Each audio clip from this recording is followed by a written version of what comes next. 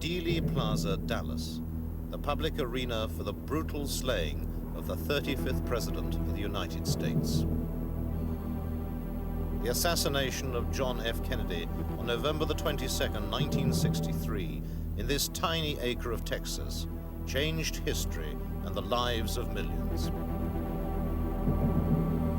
And for those closest to the tragedy, the awful memories of that day and the ensuing controversy live on.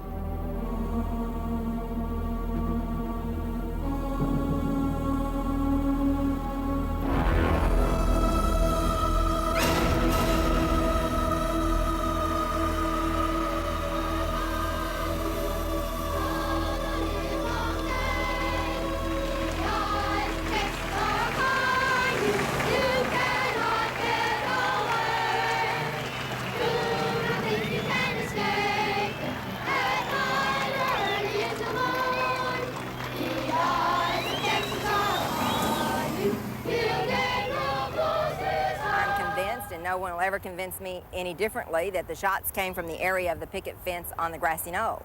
No one will ever convince me. I saw it. I believe that's where it came from.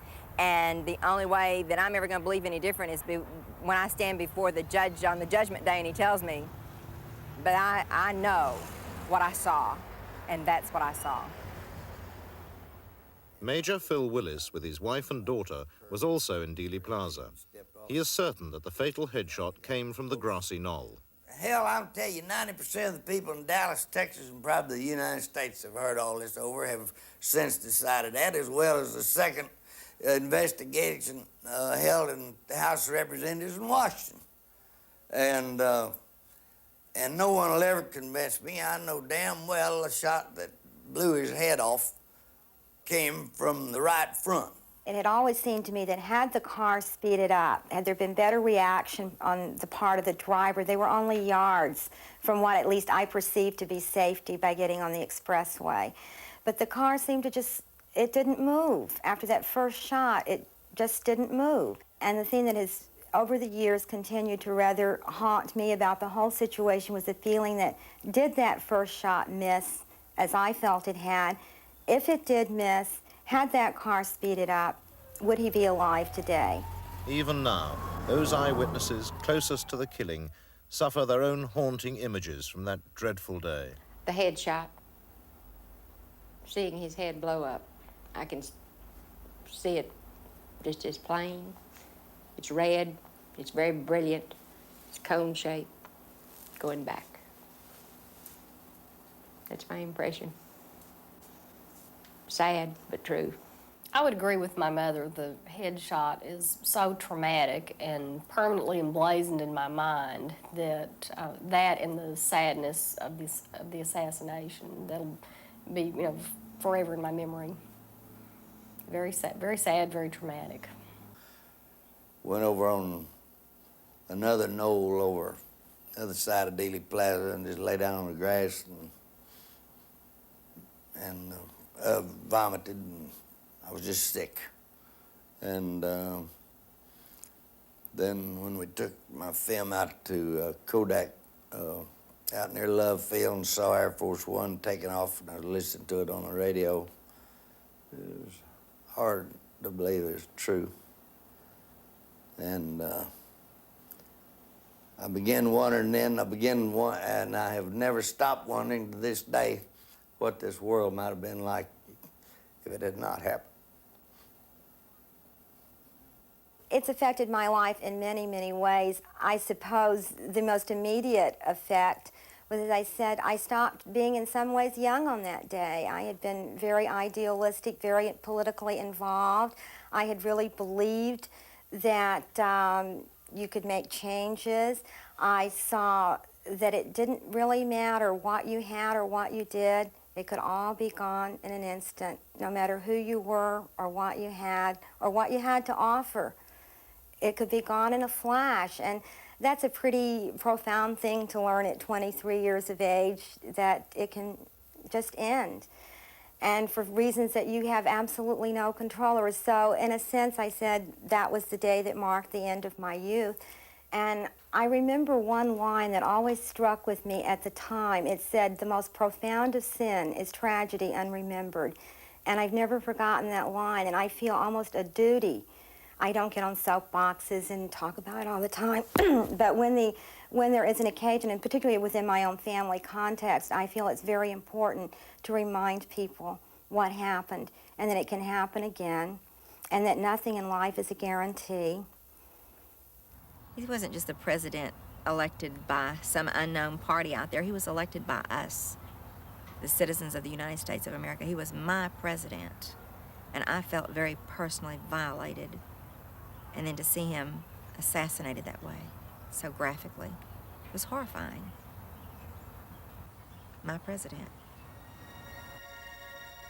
As the motorcade slowly passed the grassy knoll in Dealey Plaza, the shots rang out, and Kennedy was dead before his car reached the underpass.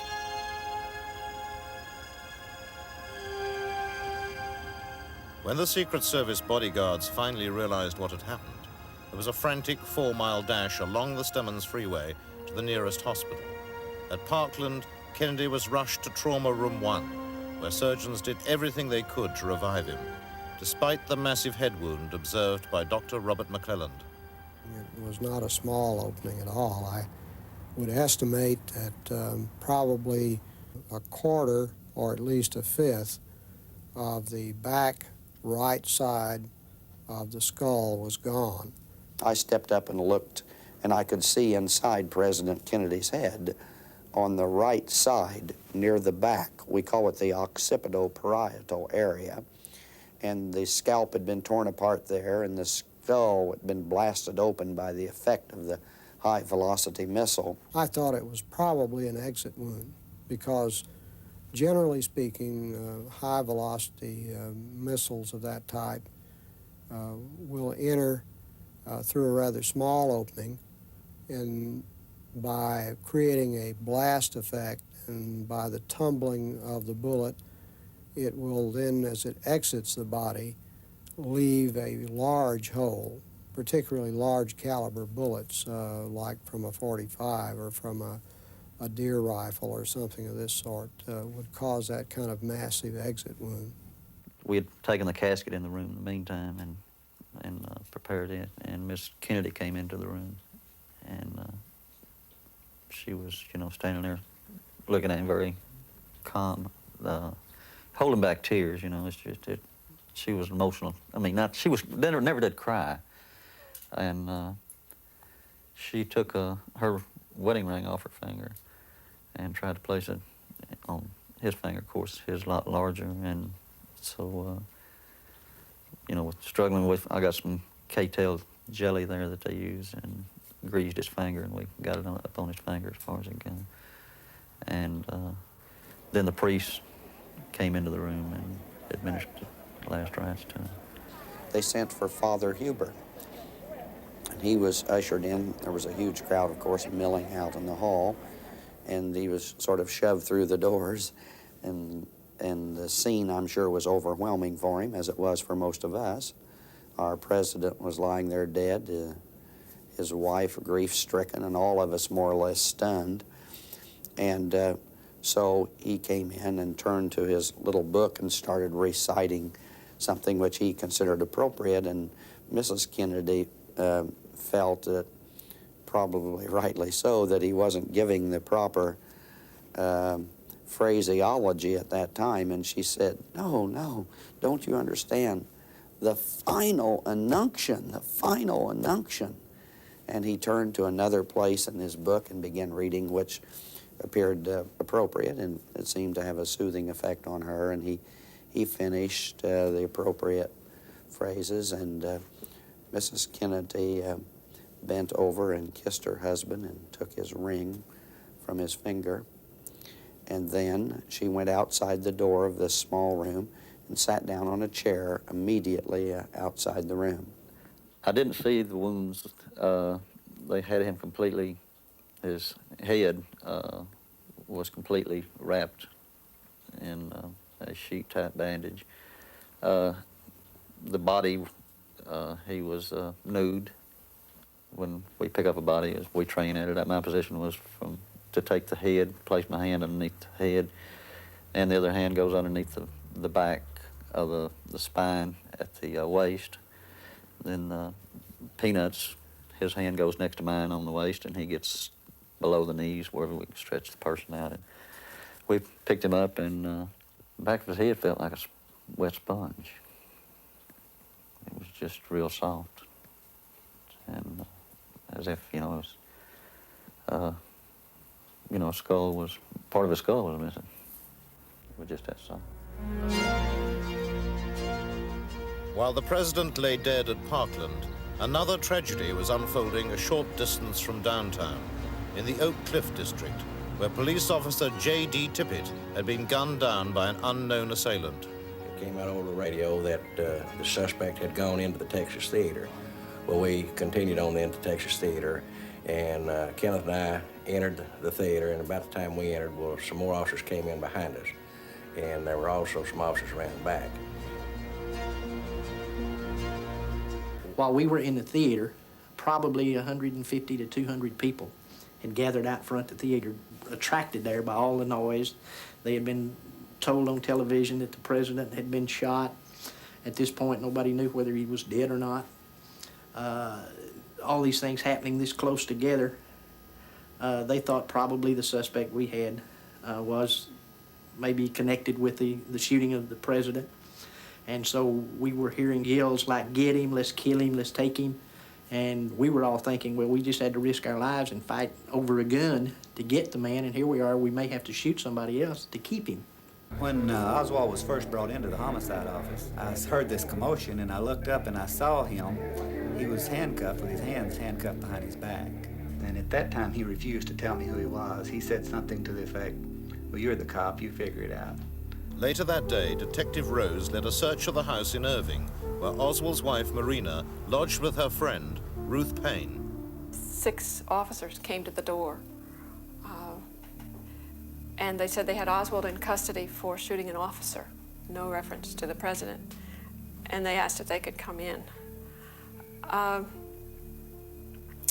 asked if they had a warrant, and they said no, but we could get one right away, and they were obviously very tense and nervous, and I, was stunned by their arrival. On Saturday morning, after the assassination on Friday, we went back to the Payne residence in Irving. I had obtained a search warrant from Judge Joe Brown, Jr., and wanted to do a more thorough search than I had previously done of that residence. Some of the items we found in this search was a photograph of Oswald standing in front of a house with a rifle in one hand, a newspaper in the other hand, and a pistol on his hip. At no time did I suspect he had any kind of gun. That picture showed up later with that Marina had taken. I recognized the location as the back of their Neely Street apartment, because she'd taken me out there to pick some flowers to take home one time when I was visiting there in the spring before. And as you know, that he was carrying both the rifle and the pistol at that point. Other items we found was, of course, a small Minox miniature camera, it's called. It had a roll of film in it. We never did develop that film. It was later turned over to the FBI, so I don't know what turned out to be on that film. We found a great amount of communist literature, communist books. I couldn't tell you just what all it was, but it was a large box.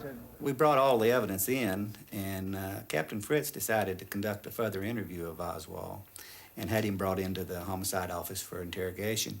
I sat in on that interrogation. Captain Fritz at one point said, "Mr. Oswald, you told us that you had never owned a rifle or a gun or a weapon of any sort. Is that right?" And he said, "That's right. I never owned a gun in my life." So Captain Fritz showed him the photograph and said, "Well, how do you explain this?" He looked at it, and he got visibly mad. He seemed shaken, and he said, "Well, that's just simply my face superimposed on someone else's body there. That's all that is." Another senior detective sitting in on Oswald's high-level interrogations that weekend was Jim Lavelle. Mr. Kelly with the Secret Service who was the head of the Secret Service out of Washington, had flown in, I guess it was the next day, perhaps on Saturday, asked him if he knew anybody named Alex Hydell. He answered no, and they asked him if he had ever used that name at any time, and he answered no. And he said, well, isn't it a fact that when you were arrested, you had an identification card with your picture on it and that name on it and your billfold? He said, I believe that is correct. And Mr. Kelly said, well, how do you explain that? And he said, I don't. During my tenure with him, he was a very calm and cool and collected individual. All of his answers were very concise and to the point. He didn't volunteer information, and he certainly didn't admit to anything. Mr. Kelly also, in the same time when he asked him about the Alex Hydell, he knew that Oswald had been involved in this Fair Play for Cuba in New Orleans. And he asked him, he said, now that the president has been killed, he says, do you think that the attitude of the United States towards Cuba will change? And Oswald looked around to his left where Captain Fritz was sitting, and he said, I believe that I am charged with the murder of the president. Is that correct? And Captain Fritz said, yes, that's true. And he turned back to Mr. Kelly and he said, I don't think that I should answer that, because whatever answer I give you might be construed in a different light than what I intended it to be. He said, however, in all countries, and this country is no exception, when a leader of the country either dies or gets killed or something, there's always a second in command that takes over. And he said, in this case, I believe his name is Johnson, and I don't think that his views towards Cuba are any different than the president's. An early arrival at police headquarters was the FBI agent in Dallas who'd been assigned to keep an eye on Oswald prior to the assassination, James Hosty. His behavior when I talked to him on the afternoon of the assassination for approximately 1 hour was that of a person who was very calm, cool, and collected. He claimed that he was in the lunchroom at the time of the assassination by himself. He was also asked by Captain Fritz, did he bring a weapon into the building that day, and he said no, he had not, but he had seen the manager, Mr. Truly, had brought a rifle into the building a day or two before. This was later checked out and proved to be true, that Mr. Truly had brought a rifle in and he was going to go deer hunting with it and shown it to several of the people in the building. The interview was terminated because Oswald was taken out for a lineup. Oswald was placed in 4 different lineups, 3 on Friday, a 4th on Saturday. In the first 2 lineups, Oswald appeared with 2 police detectives and a jail clerk. These men were wearing clothing quite a bit nicer than Oswald, but moreover, they did not resemble Oswald in appearance. They were heavier, older. One of them had blonde hair. The police gave fictitious names and occupations. Oswald gave his real name, his real occupation, to Texas School Book Depository. This information was being widely disseminated even by the time of the first lineup. In the second and third lineups, Oswald appeared with men who were quite a bit heavier, older. Some of them had blonde hair. And in the 4th lineup, which was the most outrageous of all, Oswald appeared in the lineup with 2 teenagers and a Mexican. And in the 2nd, 3rd, and 4th lineups, Oswald complained bitterly to police about the manner in which the lineups were being conducted. And he berated the police, demanded legal representation, and it was very, very apparent to any witnesses that Oswald was the suspect. There are established criteria for the fair and proper conduct of police lineups. By any stretch of the imagination, every rule in the book was violated by the Dallas police in the conduct of each of the 4 lineups that weekend. When they first filed against Oswald for killing President Kennedy, they put in the complaint that Oswald did kill President Kennedy in the furtherance of an international communist conspiracy. The White House called down to the district attorney and vehemently objected to that, in which then the district attorney removed this statement from the original complaint. Because of this, the White House was extremely upset with the local authorities, And we were under the strictest orders not to give them any information whatsoever at all about Oswald. This caused them to jump to the wrong conclusion and think that we were hiding something about ourselves when we were really cloaking the information about Oswald's Soviet and Cuban connections.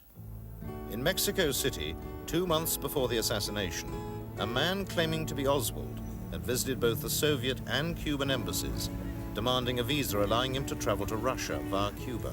He was unsuccessful. The American authorities were aware of this trip. I asked him if he'd ever been to Mexico City, and he became quite upset about that. But this was more, he was more startled. And he said something to the effect, "How did you know about that?" And then wouldn't speak about it anymore. Whether it was Oswald or an imposter in Mexico City, it was a connection that the American authorities were anxious to conceal at all costs. James Hosty gives the official explanation for this cover-up. Oswald had been in contact with V.V. Kostakov, who was the Soviet KGB chief of assassinations and sabotage for the Western Hemisphere. I think the fact that Oswald had been in contact shortly before the assassination with a person of that nature, and due to the fact that he had spent 3 years in Russia, this would have caused the American public to become so outraged that it could have led to World War III. I believe for this reason they decided that they would keep this from the American public. Whatever the real mission was in Mexico City, the American authorities at the highest level were determined that it should never be revealed. In Mexico City, the CIA agents were instructed to cease and desist their investigation of a possible Castro connection to Oswald's assassinating of President Kennedy. There was a near mutiny among the CIA agents over this order to stop the investigation. The ambassador to Mexico City stated he was given orders from his superiors to stop the investigation, and then commented, well, if the president's own brother agreed with it, I guess we'd have to go along with it, which would indicate to me that Attorney General Robert Kennedy concurred with the order to stop the investigation of the Castro connection to Oswald.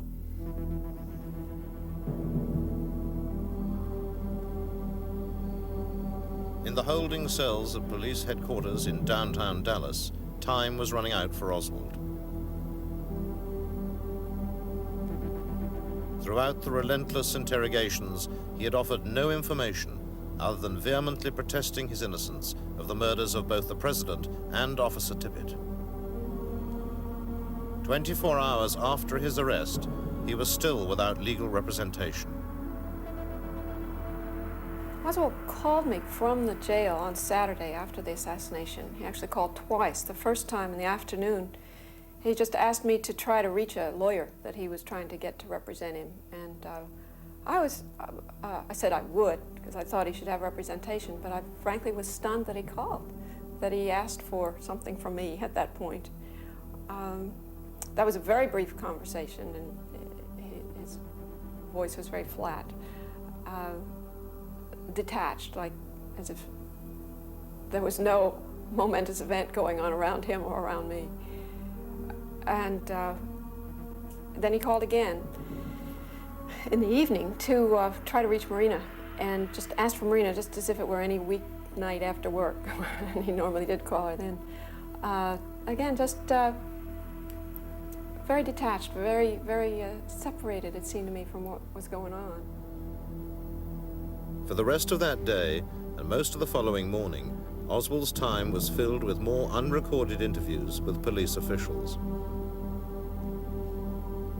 Shortly after 11 o'clock on the Sunday morning, his move to the greater security of the Dallas County Jail began. When we started to transfer him that morning, we brought his stuff down to him, and that included a couple of sweaters. I believe one was a beige and one was a black sweater. And it was a little cool, so we asked him if he wanted to wear one of the sweaters, and he said yes. And I asked him which one. He said, I believe I'll wear the beige one. And he started to take it, and he said, no. I said, I think I want to wear the black one. I don't know why, because it wasn't the best sweater. But anyway, took the cuffs off of him, gave him the sweater, and he put it on, and cuffed him again. And in talking with Chief there, I suggested to him that morning that we take Oswald out of the elevator on the first floor, put him in a car on Main Street where there wasn't any people, and we could be into the county jail before anyone realized that we were transferring him. But he did not agree to that because we were already obligated to transfer him so the press could take pictures and everybody else could see it. So, you know what happened? Ruby shot him and us holding him, so which is not good. Now the prisoner wearing a black sweater is changed from his T-shirt, is being moved out toward an armored car, being led out by Captain Fritz. There is the prisoner. Do you have anything to say in your defense? Oswald has been shot. Oswald has been shot. Mass confusion here. Holy mackerel. A shot rang out as he was led into his car. The shot. There's a mass confusion there. I had Oswald, in addition to being handcuffed to him, I had my left hand hooked into his belt on his right-hand side. And I pulled back with him, trying to pull him behind me. But without any leverage, I wasn't able to move him to any distance. What I succeeded in doing was turning his body a little bit. Ruby would have shot him if I had not turned him dead center just about where the navel is. As a result, by me pulling on him, trying to turn him in that reflex action, he shot him over here about 4 inches to the left of the navel. The bullet went all the way through him and lodged just under the skin on the right-hand side.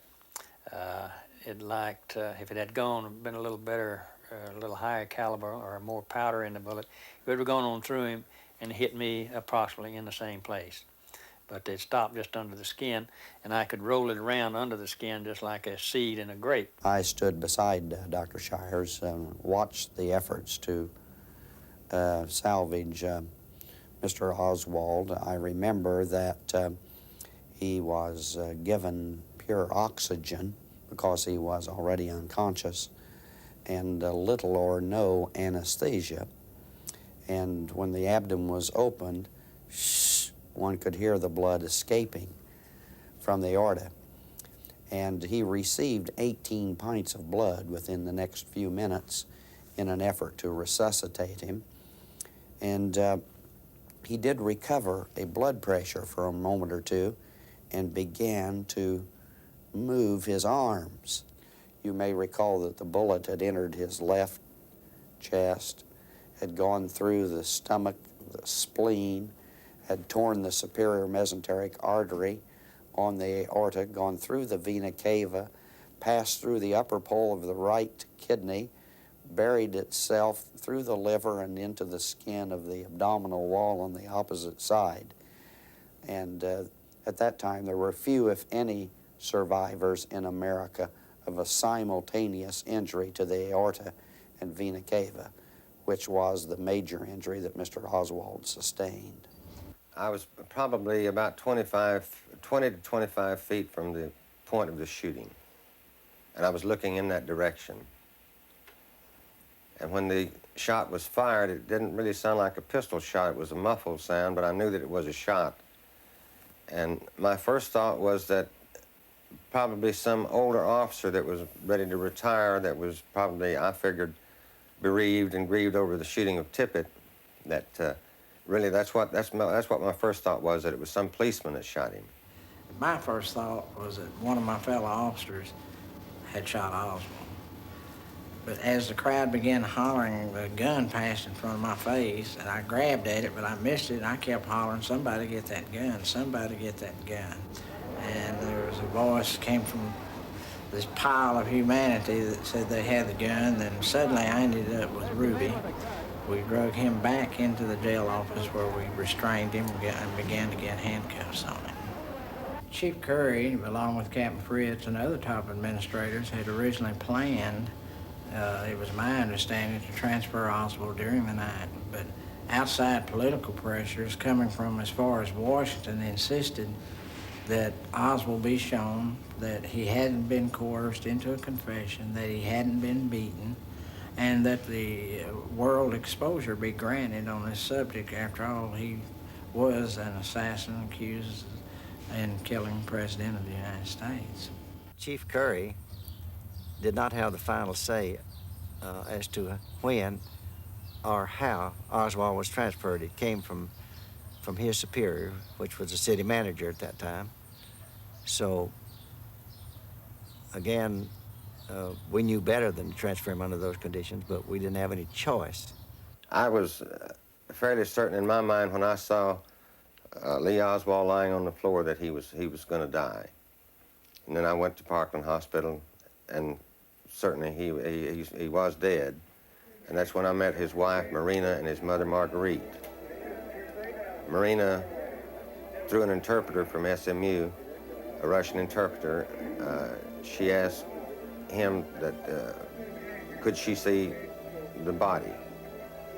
And the doctor told me, said that she shouldn't see the body. They just done an autopsy on him, and he wasn't even cleaned up yet. But she insisted on seeing him, and his mother, Marguerite, was there, and she insisted on seeing him. So I took them in to view the body. And there was a tear in the right eye of Lee Oswald, and Marina asked through the interpreter, was he crying when he died? And the doctor told her that no, some people die with their eyes open, some die with them closed, but this tear, he was not crying when he died.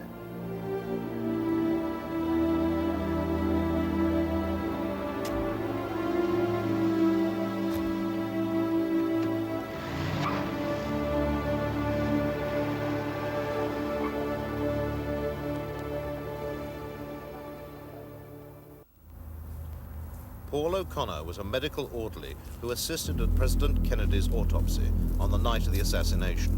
For many years, he was prevented, under threat of court-martial, from talking about his frightening experience.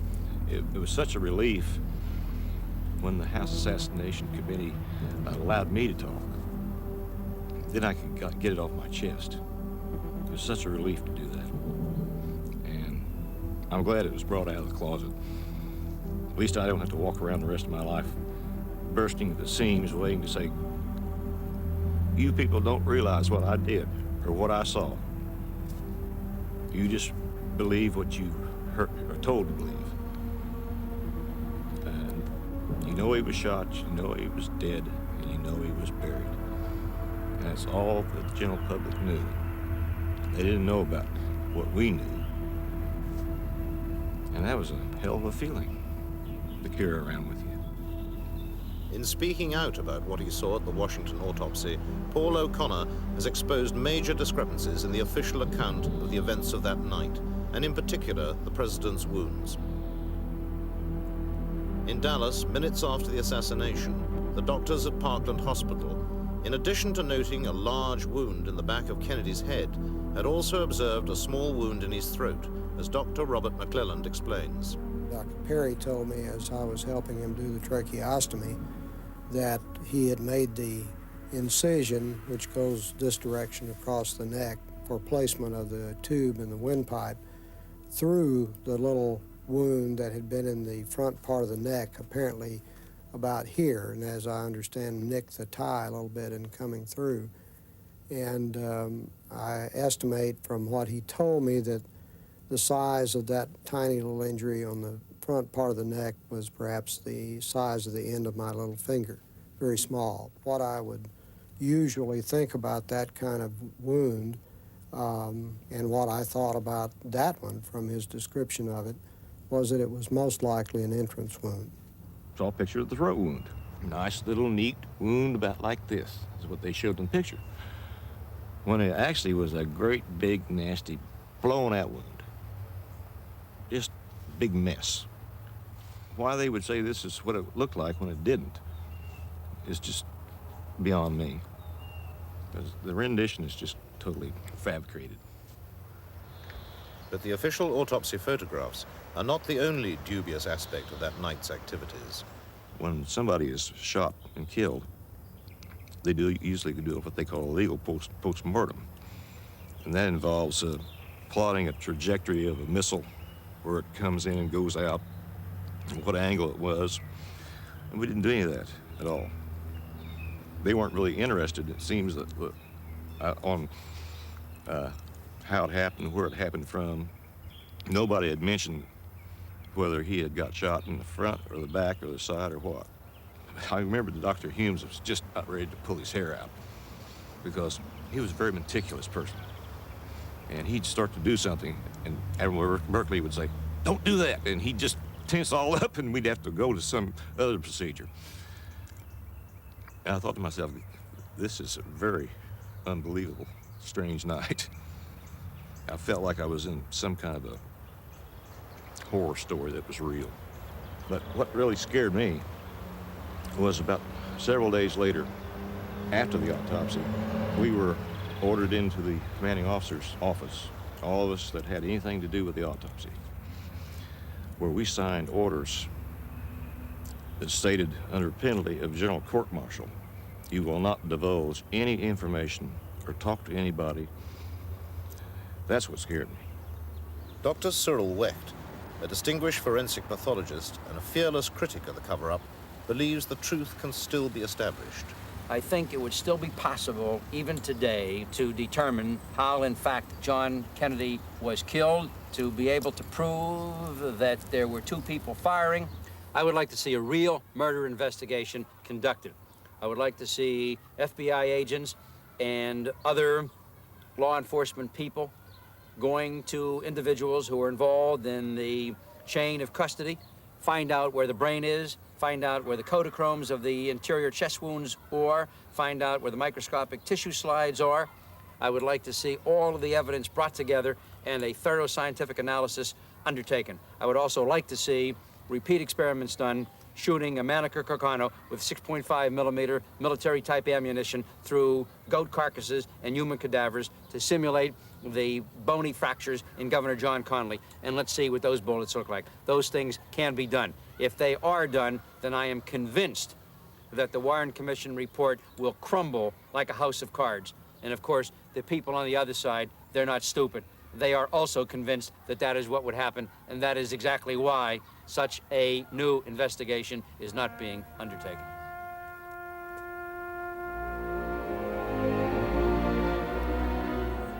But the questioning voice of the American people refuses to be silenced.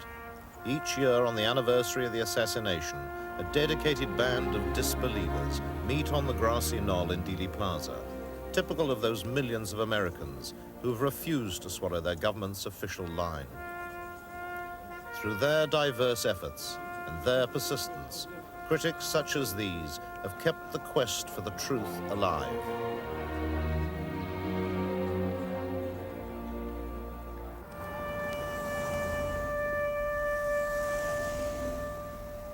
As with most people, I believed the Warren report at first. I think we all had to. We needed to know that there was no nameless they that got away with this, that it had been solved. But the more that was written, the more that we learned, the more questions there were. For every question that was answered, there were 10 more new ones that needed to be answered.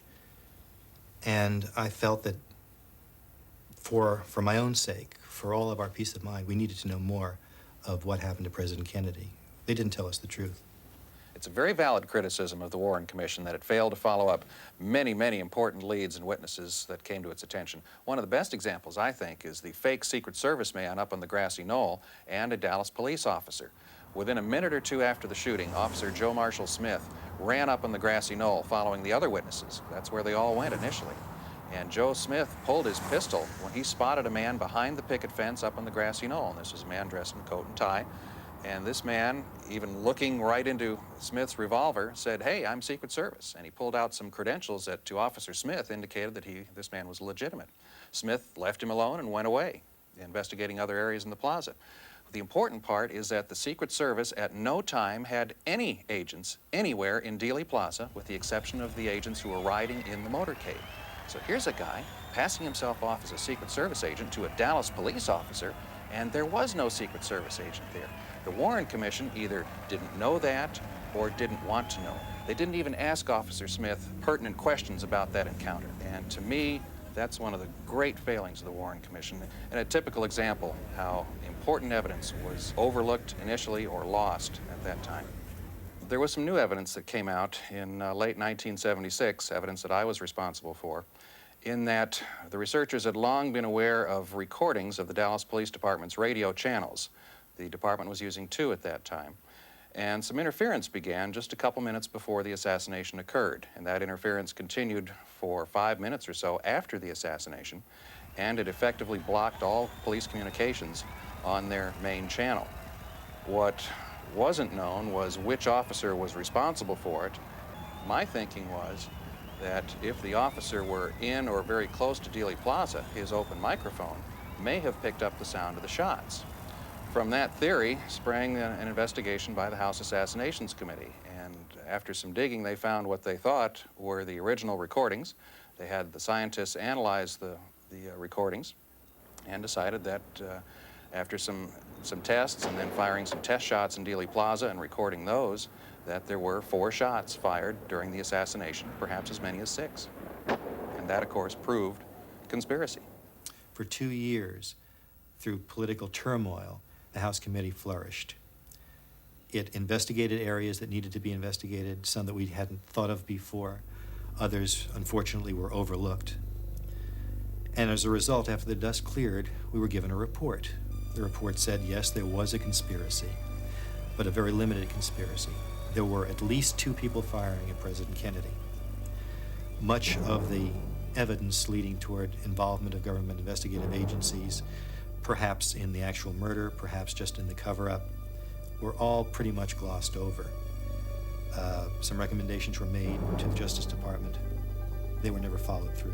During the House Assassinations Committee hearings, the FBI and CIA admitted that they had withheld evidence, that they had obstructed justice. Not a single person was ever put to task for this.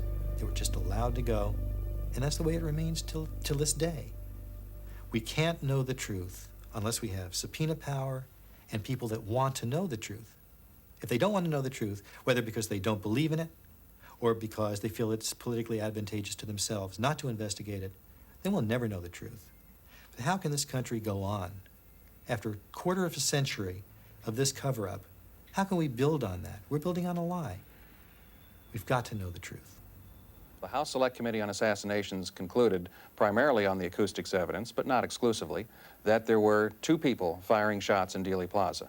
And they decided, based on the scientific evidence that took a period of some 9 to 10 months to analyze fully, that shots number 1, number 2, and number 4 all came from the Texas School Book Depository building. But shot number 3 did come from the grassy knoll to the president's right front. Therefore, it's inescapable. Conspiracy because there were at least 2 shooters. So all this means that according to the United States government, there are now 2 official conclusions as to what happened. The Warren Commission says there was 1 shooter and 3 shots. The House Assassinations Committee says 2 shooters, a total of 4 shots. There's a conspiracy or there isn't. That's where we're stuck, and we have been since 1978. Given the nature of the president's most powerful enemies at that time, and who had the most to gain from the assassination, my feeling is that there are 4 groups that are suspect. The more militarily oriented of the anti-Castro Cubans, the people who felt betrayed by President Kennedy after the Bay of Pigs, the mob, who wanted the gaming rights back in Havana. They were losing millions of dollars every day since Castro closed the casinos. The ultra-right wing, who hated President Kennedy for virtually everything he stood for. And the ultra-right wing hawks within the CIA, the ones who had been fired, or people related to those politically, who had been fired by President Kennedy after the Bay of Pigs. They all had a common goal. They wanted the president out of the way. They wanted Cuba clear of Castro and the communist threat in the Western Hemisphere. They had the most to gain. They had the motive, the opportunity, and the means to kill President Kennedy. If that is the cake, then the icing on the cake is the president's decision to withdraw the troops from Vietnam. That was the CIA's war. They wanted it, they wanted to promote it, they wanted to push it. The people who I think had most to gain, as they saw it, were the military-industrial intelligence complex. It's a myth that the intelligence agents don't make policy. They make it all the time. They always say they're carrying out policy, and sometimes they are. The people who had most to gain were those who didn't want the peace in the world that John Kennedy had tried to turn the world toward when he and Khrushchev worked out the solution to the Cuban Missile Crisis. The people who didn't want John Kennedy to be president were those who were making incredible fortunes from war production. Had Kennedy lived, I think we'd have had no Vietnam War, with all of its traumatic and divisive influences in America. I think we would have escaped that. I think the world would have escaped the 50,000 odd Americans dead and 300,000 more wounded and over 500,000 more hooked on dangerous drugs and tropical diseases. The divisiveness of that war that so many of the people thought unjustified and unnecessary and it shouldn't have been there. It split this country widely, and many of those things have lingered on since. Kennedy made a speech at American University in June of the year before he died, and he said, we live in one world, we got to breathe in the same air, and we got to live together, we're going to die together. He was very disturbed by our involvement in Vietnam, which he inherited. And there came a time when he called his generals in and spoke to them, and after he spoke to them, the Pentagon issued a small statement saying that we have re-evaluated our involvement in Vietnam and find that we can begin to withdraw our men. The plan was to begin by withdrawing 1,000 a month. 17,000 were to be withdrawn by the time of the election, which was a year later. One plane load reached the United States when John Kennedy was killed. 3 days after the assassination, the body wasn't yet in the ground. The Pentagon issued what it called a re-evaluation of its re-evaluation.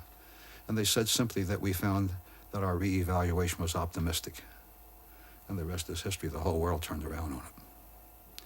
The world will not within the lifetime of anybody living today recover from just that. Kennedy represented the voice of hope, a voice of opportunity, a voice for the future, uplift. People could hardly stand on their feet. They'd jump up and down when he came along the street. And this great voice of hope for the future of a better America was stilled by the assassin's bullets. And people were depressed and mourned over it and thought we have lost our brightest and best in the head. The most important effect once the Warren Report came out was disenchantment and disillusionment, especially of that college generation. I can't tell you how many collegiate audience reflected this. All people of all ages reflected it on the radio talk shows, which spent a lot of time on this. So people lost their faith in the government, and the government earned that loss of faith. And I think perhaps the second is more important, that when the government justifies a loss of faith, it really is a deep subversion.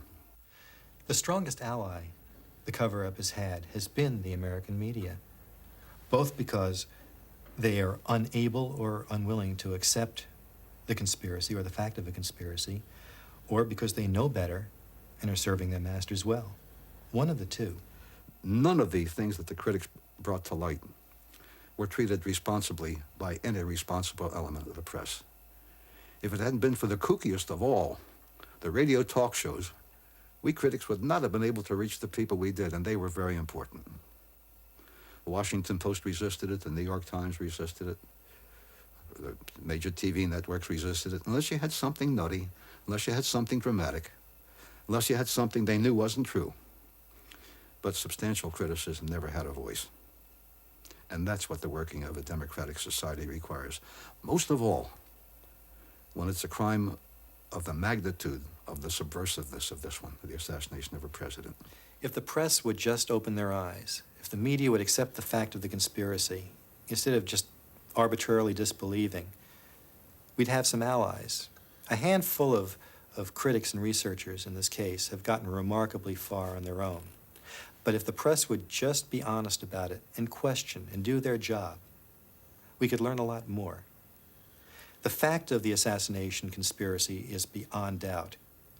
Only the scope is in question. I'm a first-generation American. I'm the first member of my family born at least since the time of Christ. I can't go back to Adam. In freedom. None of my predecessors ever had it. And I've been a writer, an investigative reporter, a Senate investigator, an intelligence analyst. And the older I get, the more convinced I become that despite all its failings, we have the best system of self-government man has yet perfected, and it's got so many failings. But for the system to work, Those who are responsible for seeing to it that it works have to see to it that it works.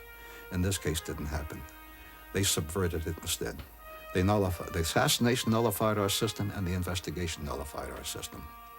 My investigation has been different than that of others who are known as critics, because mine is a study of how the institutions of our society worked at the time of great crisis and since then.